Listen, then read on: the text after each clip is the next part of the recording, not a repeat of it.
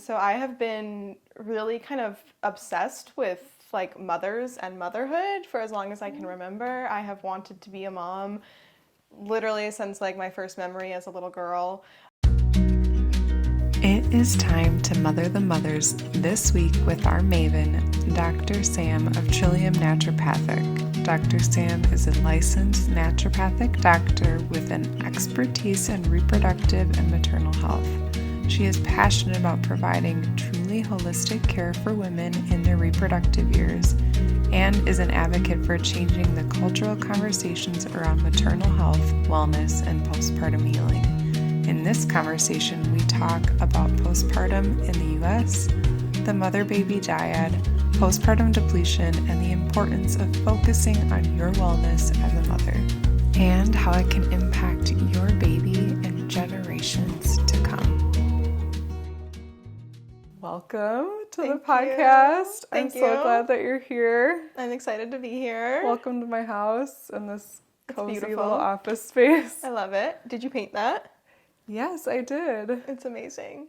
I did paint this, and for those that are listening, it's this painting of a couple mothers and their children, and there's some baby wearing happening.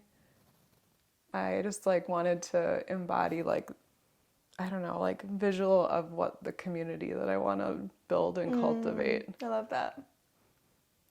And I kind of visualized maybe that was Noah, my son. I was wondering if that was a little boy. It's so cute.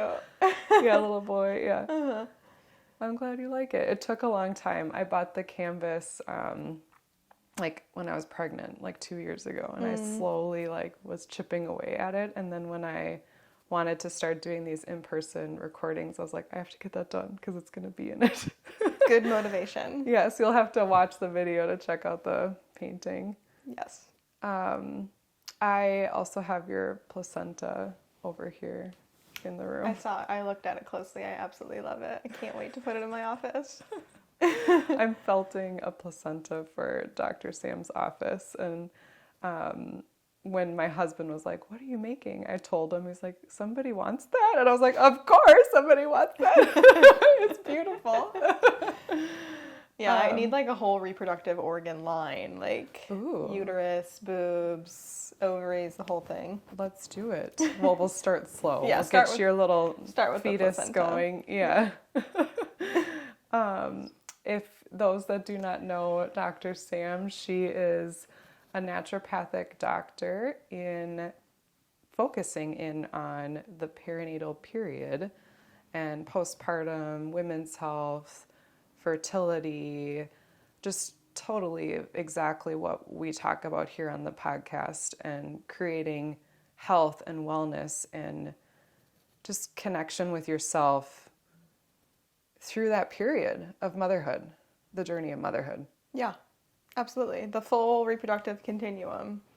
And I would also add people who, lose pregnancies and go through miscarriages, and maybe their journey doesn't end up with a child, but is also a initiation into motherhood in a very different capacity. But that's also part of the work I do too. Can you tell us a little bit more about your background and why you got into this work? What inspired you? Yeah. Your story? Yeah. Well, I could give you a very long story, but I'll give you the short snippet story. So I have been really kind of obsessed with mothers and motherhood for as long as I can remember. I have wanted to be a mom literally since my first memory as a little girl. And I always knew that I wanted to help support people on that journey in some capacity. And I didn't know exactly what that would look like, but I knew I wanted to be a doctor of some sort. And so I went to naturopathic medical school. And the reason why I chose naturopathy instead of conventional medicine, that's a whole different conversation, but a profound journey. And then when I wound up at naturopathic medical school, I had an experience with a close friend actually choosing to terminate a pregnancy. And I kind of sat with her on that journey. And it was a really, really profound experience for me, I mean, for her as well, but really for me. And I learned a lot. And I saw how much I wanted to be in that vulnerable space with people. And so I really kind of started my journey passionate about bereavement work and loss work and supporting people with miscarriages and terminations. And that evolved into birth work. And while I was in school to become a naturopath, I did training to become a doula, and I did birth work. So for my whole 5 years of medical school, I was a birth doula and a loss doula, and I witnessed many, many births, and I supported a handful of people through pregnancy loss. And it was extremely informative I learned a lot, and that's like good and bad, right? Like I learned at the feet of women, and I also learned a lot of shit that's happening in the birth industry, and I witnessed things that I, wish I hadn't witnessed and wish I could go back and change. And so that's a huge other topic, and that kind of steered me in the direction of really wanting to figure out how to support mothers in a way that I could help them heal after their pregnancy and birth experience. And that led me down the road of maternal health, really, and reproductive health. And that's kind of the abbreviated version of my story.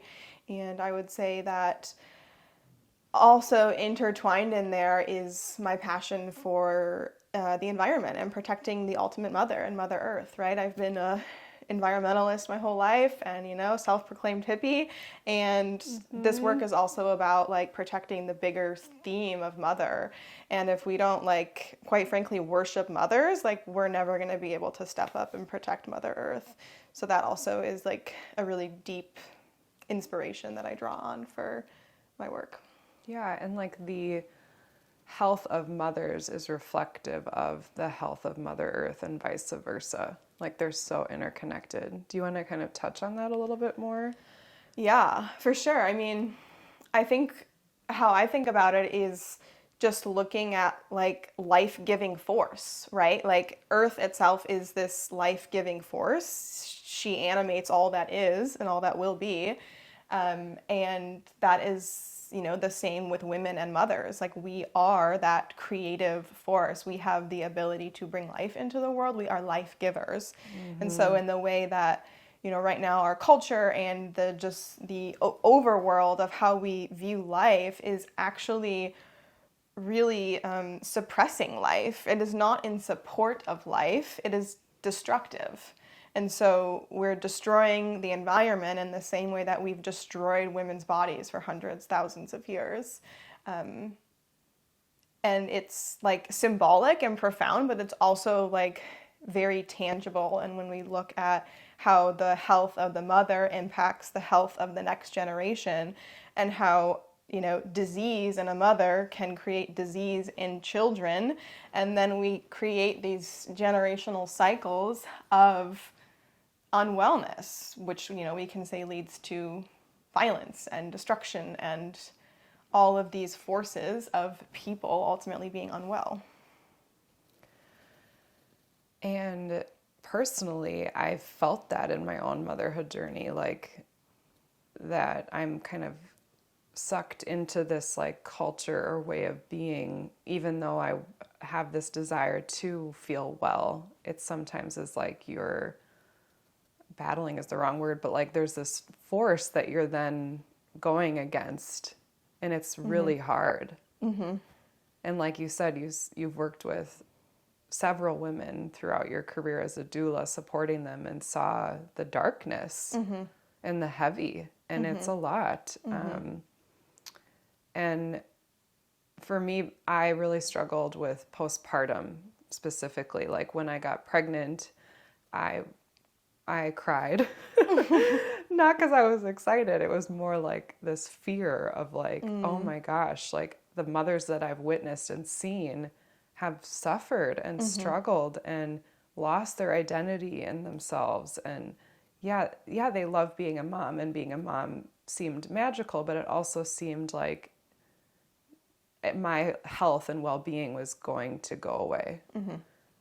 And that's why I cried. I was worried about like, not so much like my belly or my pelvic floor. It was more like my life. Like, what was my life going to look like? Yeah, and your sense of self. Yes, huge. And so I kind of worked through that as I was pregnant, but really it became very apparent postpartum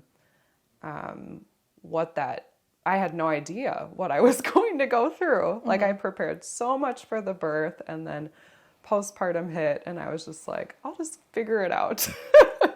And I'll just like somehow maintain who I am. I kind of had this idea that like, oh, I'll be Ella and I'll just like add a baby to it. Yeah. And that's not how it works. Like it'll be me, but like I'll just have a baby with me. Yeah. I mean, you bring up like so many pertinent points there. Like, first of all, this concept of like, we are profoundly unprepared for what postpartum is, right? Like so much emphasis in this day and age in our culture is going on the pregnancy and the birth. So many books, so many classes, so many resources, so much like attention during this time. And like, then how am I going to get this baby out? That was all I was concerned about. That's like, and like the story ends there. Yeah, it's like, okay, baby's out. Okay, we did it. But like birth, I mean, you know, bless it. It is huge. It's so important. It is like epic, but it ends, right? Like birth is like a snapshot in time, and it will end one way or another. It will always end. And postpartum doesn't end. Postpartum is forever. And that is worthy of more preparation than something that is, you know, ultimately going to end. So that notion of, you know, Ellie, you feeling really unprepared, I think that, you know, 99% of women feel that way going into motherhood and going into postpartum. And that alone is like kind of problematic in my opinion. And that's one of the reasons I'm super passionate about, you know, education and informing people of, you know, what is postpartum? What is it going to look like? Why is it so important to really like tend to your needs postpartum? And also just like, what does that look like, right? And like, how do we really authentically prepare for it? And also within what you said is like, it is a total new beginning. It's not like Ella plus a baby. Mm-hmm. It's like completely transformational. Like a new baby requires a new system of self, of family, of community. It completely changes everything. Yes. And I had no idea what that was like letting go of my maidenhood and moving into motherhood. Like you are rebirthing yourself. Like you're not only birthing a child, but now you are reborn after giving birth as this new version of yourself. And it's not like you arrive and become a mother. It's like this whole journey of becoming a mother too. And I learned what matrescence was like far too late in my journey. Like, oh, okay. That's why I have these ups and downs and these mood swings, or this similar to adolescence. That's what matrescence is it's like adolescence isn't this like straight road to adulthood. There's like a lot of twists and turns and struggle and resistance and wanting to be a past version of yourself, like similar to motherhood. And I think I've learned a lot now having gone through it. And yeah, I think when we honor postpartum and learn about postpartum, it makes that journey into motherhood a little less trial. Mm-hmm. Mm-hmm. Right? When you say like, if you invest in creating that postpartum haven or sanctuary yeah. or that time and really honoring the first 40 days, like that can change the trajectory of your matrescence experience, but then also your motherhood experience. Yeah. And later on, I mean, can you tell us a little bit more about that? Like what the first 40 days is for those that have no idea what we're talking about here? Yeah, for sure. So to start the first 40 days, right? What is that? And the first 40 days is one way of framing it. You know, you've probably heard people call it the fourth trimester, or in some cultures, it's really the first 42 days or the first 30 days. And so this is drawing on kind of collective and traditional wisdom from around the world that ultimately honors that there is a sacred time after giving birth of postpartum that is extremely impressionable and vulnerable and sensitive, meaning that it is really important to meet the needs of the postpartum woman during that time, and that meeting the needs of the woman at that time creates, or, you know, to use a dramatic word, destroys the health of the woman lifelong. And so, the first 40 days comes from Ayurvedic tradition. So that's the ancient medicine that comes from India. But there's also sitting the month, which is like the first 30 days, which kind of more comes from China and traditional Chinese medicine. But wherever we look around the world at these different practices, usually they're between 30 and 40 days of this being that immediate postpartum time period that is the most impressionable. And we can think about that from like an energetic perspective of of course it's impressionable, right? If you've been there, you know how vulnerable that experience is, right? Like you're completely ripped open, right? Birth is this like ultimate time of expansion and opening. And so your system on a physical level, I mean, think about your hip bones and your pelvis, think about your breasts, think about like your heart just like blown open with love, right? Like everything during that time is just wide open. And so on a very like a relatable energetic level, it is an open time where we can create change within the system.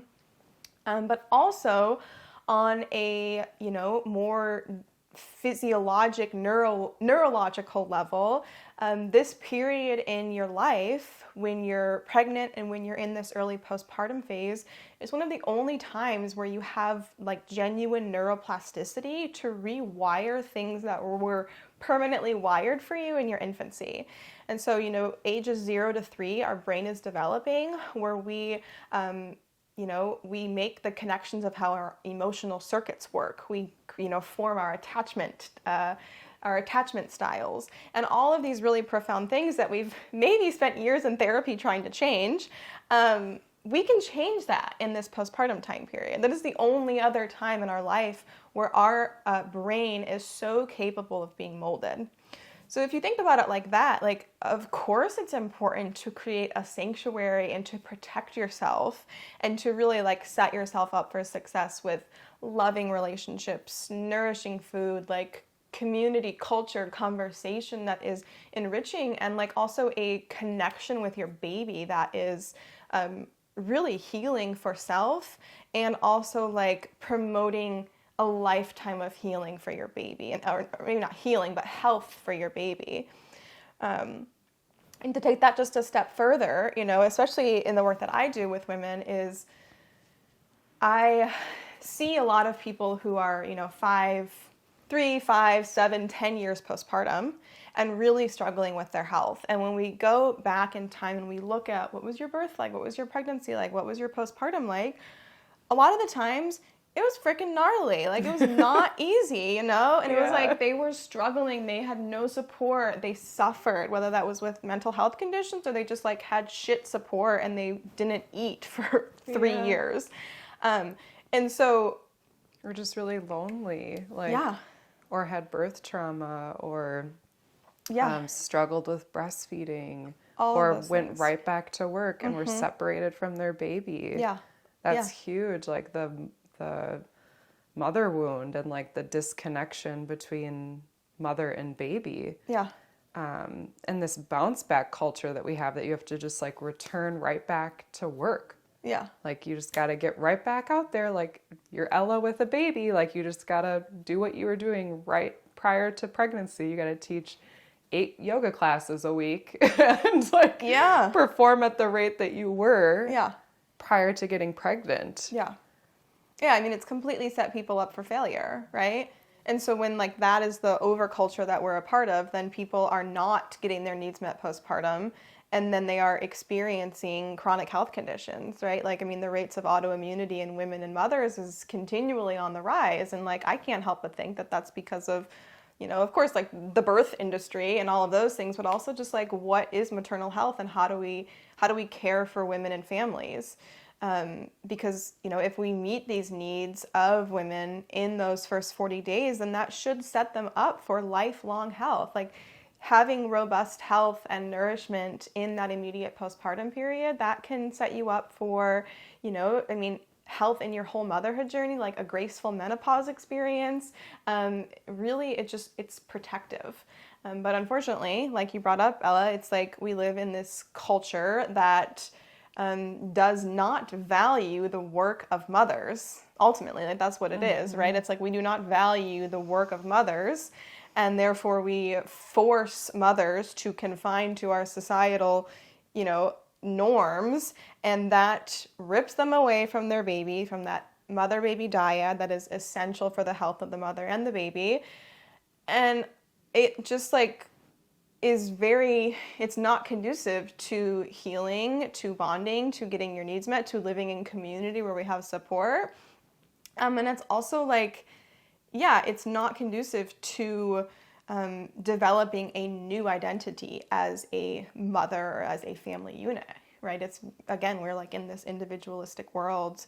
You use the word bounce back culture. I mean, I see every day in my work how diet culture actively harms women and mothers more than anyone, I think, in the world, because in my opinion, diet culture is the same thing as bounce back culture, right? And like it's fueling a epidemic of undernourished mothers, which is ultimately just like so damaging for people's lifetime health, and really sets people up for just feeling like garbage. Well, I remember returning back to my yoga teaching job after having my first, and I would get so many compliments. Oh, it doesn't even look like you've had a baby. And it was like, whoa, hold the phone. Like, I want to look like I had a baby. Like, I had a baby, and that's something that I want to wear physically on my body and in my soul and who I am. Like, we shouldn't be complimenting mothers that they don't look like a mother. That's not a compliment. Like, being a mother is a compliment. Looking like a mother is a compliment. And I just remember that feeling so uncomfortable, like that we're applauding someone for still looking like a maiden, and that maidenhood is idolized. And that then kind of feeds that cycle of like wanting to be a maiden while you're a mother and having a hard time transitioning into motherhood because maidenhood is idolized. Right. Or being able to do what you were doing prior to having kids at the pace that you were. Like it's just unrealistic to add 3 little lives into your life and then be able to do what you were doing prior to them in your life, Yeah. Absolutely. And then it's all put on the mother instead of the father, which is like a whole nother episode, but like, like that this is their problem, and the bounce back culture of like their lifestyle, not only their body, but like what they are able to accomplish in their life. And we touched on the mother-baby dyad a little bit. I kind of want to go deeper into that for those that don't know what that is. Can you explain what the mother-baby dyad is? And just like ways that you can protect that connection or that relationship. Yeah. Is that the right word? Yeah. That or dyad? like a unit. Yeah. Yes. Yeah, the bond. So I mean, mother-baby dyad, mother-baby being like one word. And if you look at cultures around the world, there are languages that literally don't have separate words for mother and baby until like baby is like 2 years old or something. And so this shows such wisdom, right? That we can understand that the mother and the baby, they are one unit. I have recently been kind of exploring this concept of what's called exogestation. And this basically refers to the, like kangaroos, right? A kangaroo gives birth to a little baby joey, and the baby joey develops mostly in the mother's pouch. It's no longer in the mother's womb. That's like a very clear example of exogestation. But humans are also kind of exogestators in the sense that we give birth to very underdeveloped babies, right? So like a lot of mammals give birth to babies that can get up and walk around, a little horse. You just get born as a horse and you're up frolicking around. You can like go do your thing. You can feed yourself. Yeah, you can move towards food is like ultimately the biological survival thing, right? Well, we give birth to babies that are very underdeveloped. And so we have to exogestate them. We have to grow them into functioning beings that are able to survive on their own. And really that time of exogestation for a human tends to be around 9 months. So 9 months in, 9 months out. And at 9 months, most babies are crawling, which is kind of that like delineation of, okay, now you can crawl towards food. Of course, a 9-month-old is not self-sufficient and able to survive on its own. But anyways, in this time of exogestation, the baby is very much 100% reliant on the mother, and not just in the obvious ways of for food, but for temperature regulation. The baby can smell the mother, right? The baby can smell the mother's hormones, pheromones. If the mother is stressed and releasing, epinephrine and cortisol, the baby can sense that, right? You are a field of your hormones and pheromones that the baby is attuned to for their survival. So it's hormones, it's pheromones, it's how your nervous system is functioning, it's your temperature, it's obviously the nutrition of your body in the form of your milk, right? You are one unit. Your baby completely depends on your regulation. And so that means that you should be close to your baby, right? Like, unfortunately, we live in a world where like not many people get paid, or like any maternity leave at all, right? And we also live in a world where maybe that's not even like really viewed as valuable, or like that's not something that people want, right? Like, I mean, and there's nothing wrong with mothers who have careers, but biologically, we are designed to be with our babies.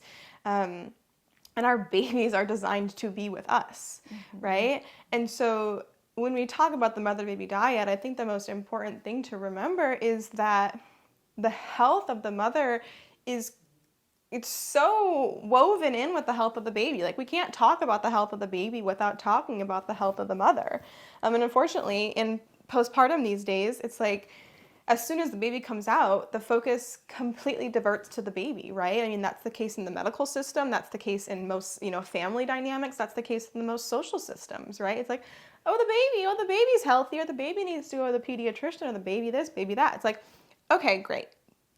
Baby's important, but if we are providing care for the mother and the mother is healthy and well and supported, that's all going to be like transferred to the baby, right? There are like three groups or entities in the system. It's like the baby, the mother, and everybody else supporting the mother, right? Like, that is like what the system should be in a newborn's life.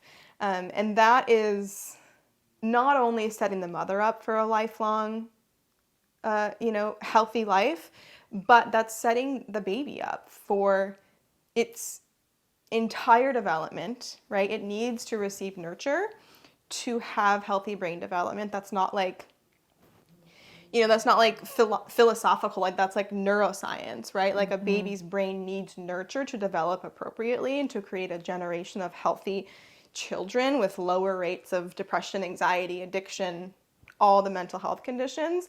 And a mother is expected to provide that no matter what, but we can't expect that of mothers if we're not providing them with the nurture that they too need. You almost had me tearing up there. I feel like that message that you just shared is so important. It is so important because so often when visitors come, it's like, can I come visit the baby? I want to see the baby. And then I want to hold the baby, and I want to be there to help the baby. And, let me help the baby go to sleep, or I can, help with giving it a bottle, or it all is towards the baby's care versus what really needs to happen is caring for the mother so that she can care for the baby. And if we care for the mother, that's caring for the baby. And I liked that you touched on I forget what it's called, but like the baby needs two, it's like biological design is to have two support people, like mother and father or partner. And then the mother also then needs two support people. And then the father also, or the partner, needs two support people. And having that system in place is really important. And we oftentimes lack that third layer of this. And that's when you see that struggle, when mother isn't able to then connect with baby and they're separated from baby. Like, it's small moments, but it's greater moments, like returning to work and sending our children to daycare. That makes a huge impact on our children and our health then, because it's so connected.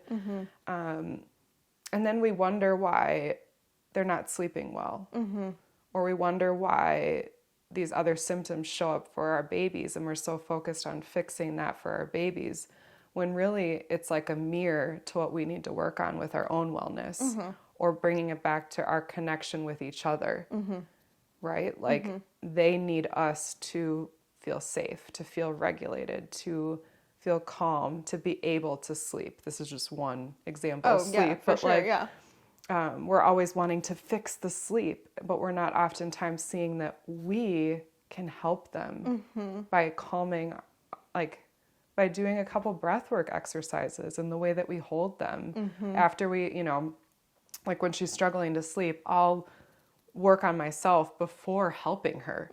Like I need to go into that regulated and calm, because that is transferred to her. As I'm trying to calm her to get her to sleep. It's so huge, because then if I'm not feeding into my own cup and taking care of me, that could lead to postpartum depletion. Postpartum depletion, what do you feel like for those that are like, whoa, what is that? How can you explain that then in a way that's not just like where your mind literally goes is like, oh, it must be that I had 3 babies in 6 years and didn't eat enough food, like it goes beyond that. That's for sure part of it, right? Yes. And it's so much more than that. So postpartum depletion is like a term. I think the doctor's name was Oscar Serelek, who coined that term. He wrote a book. It's called Postpartum Depletion. It's a fantastic resource if you're interested in reading it. I personally liked to call it the exhausted mother syndrome, because when we talk about postpartum depletion, people, just because of how we think about postpartum, people are like, oh yeah, like postpartum, like 1 year after having a baby, maybe 2 years after having a baby if we're being generous with our time. But as I said before, postpartum is really forever. And when we use the language of like, it's a mother syndrome, exhausted mother syndrome, then it's a little bit more relatable for people kind of no matter where they're at in their journey, and they're maybe able to make a little bit more sense out of it. So that's just the term that I use, because I feel like more people relate to it just because of how we kind of conceptualize the time frame of postpartum, which is kind of all baloney, but that's another conversation. Because there's like a natural depletion that happens that's very normal. Like having a baby will take energy and effort from you. It's not like you can just have this be like a clean swipe, like, or maybe, I don't know, but like, I just feel like it does take energy. Like there's things that you can't avoid. Like you're going to be sleep deprived to some extent. A baby's going to need you throughout the night. Yeah. It's going to need your nutritional stores Yep. in order to grow. Yep. You're going to be feeding the baby with breast milk if that's what you choose, and that's going to take energy and effort. Can you explain some of this a little bit more too? Yeah. I mean, pregnancy, birth, postpartum, breastfeeding, like these are all very energy intensive times of life, right? So it is, you're never going to kind of bypass the energy expenditure of this time in life. You can, support yourself so that the energy expenditure isn't inherently depleting, right? It doesn't have to be inherently depleting. I think, unfortunately, in our culture, it is, because true nourishment is kind of this like far out thing that not everyone has a full grasp of what that looks like. And again, we can talk for hours about why that is and where that comes from. And it really is like imprinted in us as young girls in very profound ways. But like, this is a reason why, preconception health is so important and nutrition during pregnancy is so important. And also why nutrition during postpartum is so important. But when we talk about like the bigger schema of, postpartum depletion or exhausted mother syndrome, it's very much so, yes, like how have we depleted our nutrient stores? How has our physical body changed? How has our hormone evolution kind of altered our systems in a way that maybe we haven't adjusted to appropriately, or we don't quite know how to meet appropriately. But we also have to take in mind like this kind of cultural system that we've been talking about, right? And how we're expected to go back to work and do a million gajillion things.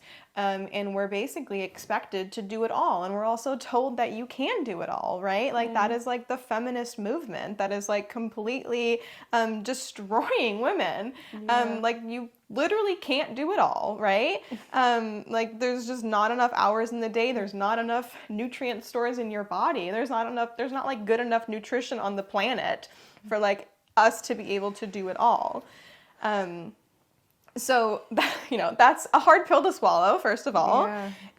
And second of all, like I think that a lot of this kind of exhaustion and depletion, yes, it is from a lack of support, lack of community, lack of education around proper nutrition, lack of sleep, all of the biological processes that are happen. But I also always like to tune into like how it is so involved in like our deep programming and our emotional well-being. And ultimately like it's calling on women to really like level up and like be like demand that we are worthy and demand that like our needs need to get met, and that like we have to be able to ask for help. We have to be able to receive help. We have to be able to prioritize our wellness, right? And not like we're sacrificing our children for our own things, like that's like biologically never going to happen. But like how can you meet your needs next to meeting your child's needs? And like I think one of the reasons why so many women struggle, and like I say this as someone who's not a mother, and this is something that I know that I struggle with, is like we've all become exceptionally comfortable with having our needs not be first. And I think like that is just like foundational, and we have to unravel that. Otherwise we are participants in perpetuating the cycles that we're a victim to. Yes. And that we have more control and say in how people treat us, right? How our environment or our culture and how we navigate that. Like we teach people how to treat us. Absolutely. And we train our environment to respond to us in a certain way. Like we have an energy and frequency around us that we can control more than we know. Absolutely.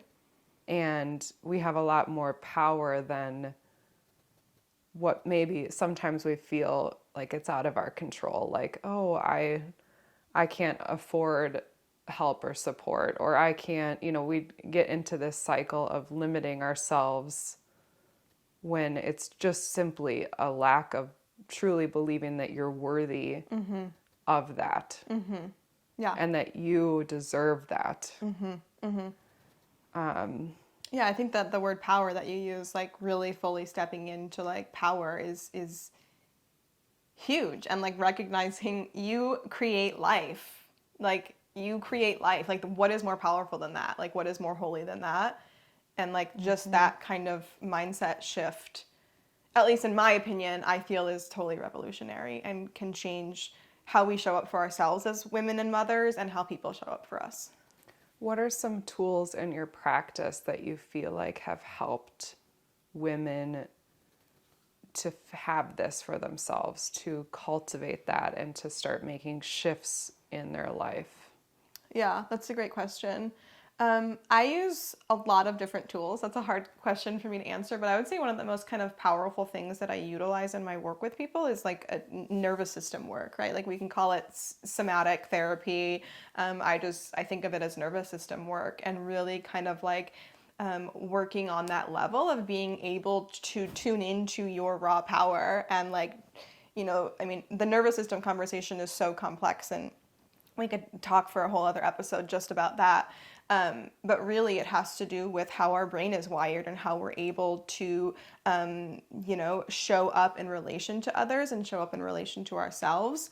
And that, like I said, has everything to do with how our nervous system is wired. So working with people to really kind of shift that wiring so that it's easier for them to show up in that space of power, or maybe more natural, because a lot of us, as I mentioned, are so ingrained with these, with the necessity to fit in, or to be nice, or to be liked, or to be submissive, to please others, right? All of these kinds of patterns that women in America are groomed into are ultimately nervous system states. And we can, talk therapy our way around it, but ultimately we have to be able to change our nervous system state to be able to step out of it and step into kind of that like ferocious, like mama bear, like don't fuck with me, I'm powerful vibe, which is kind of what we need to receive the unconditional support that we are worthy of. Yes, that's like getting to the root, right? Yeah. No, nothing against talk therapy, but sometimes it gets you to a place where then all of a sudden it's like, okay, I now need to go somewhere deeper that we're not going to go in this space. And that's that next layer of like getting really down in there into like the depths of like the shadow and the darkness to like be at a completely different new neutral.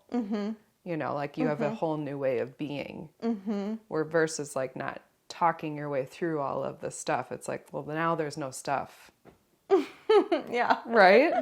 Yeah. And I mean, that also has to do with like what you said about being regulated, right? Like, I mean, nervous system work is all about learning how to regulate yourself. And that's a really important part of like staying well, because motherhood is filled with stressors and things that are going to dysregulate you.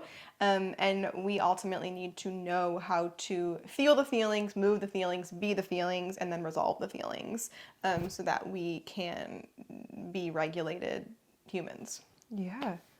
That's one of the my biggest tool is like yoga. And people are like, oh, that's why yoga is so intertwined with the work that you do, because I found that the yoga practice helps with this for me. It's been like the biggest thing that has gotten me from that place that I shared about earlier, where I would, I was super depleted after having my first, and my nervous system was totally out of whack, and I was so unhealthy and unwell and lonely and lost and struggling. Yoga was the tool that helped me to find some of this, and you got to find what works for you. And if you need extra support and help, like please reach out to Dr. Sam or myself. Like, you're not alone in this. I've been through this personally, and I know tons of my clients that have as well.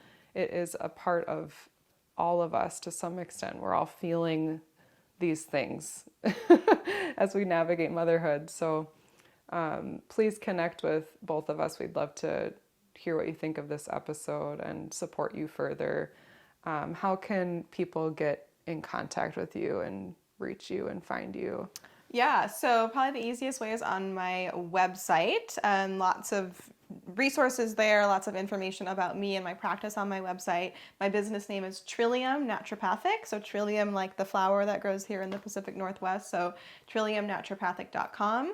That's also my Instagram handle, which I am rarely on these days, thank God. But which I love about you. Which you can also find me there. But yeah, I mean, website, and then you can connect with me via email through my website. That's probably the easiest way to find me. And you work one-on-one with people locally here, or do you do any virtual consultations? Yep. So, I work one-on-one. I have an office in Issaquah, Washington, but I can do virtual care. I'm only a licensed doctor in the state of Washington, so crossing state lines gets a little complicated. But yeah, I can do virtual care with anyone in Washington state, and love working with people hands-on in my office. Not only do I do that nervous system work, but I do a lot of other kind of bodywork techniques, helping people heal physically, and then also really looking at at, nutrition, lifestyle, all of the wonderful tools of naturopathic medicine, which is really at the heart of it, getting to the root of the matter and helping people heal body, soul, and mind. I love that. And I love your work and everything that you put out on social media and your emails and just everything that you're doing to help support mothers. When I first met you and found you, I was like, she's my sister.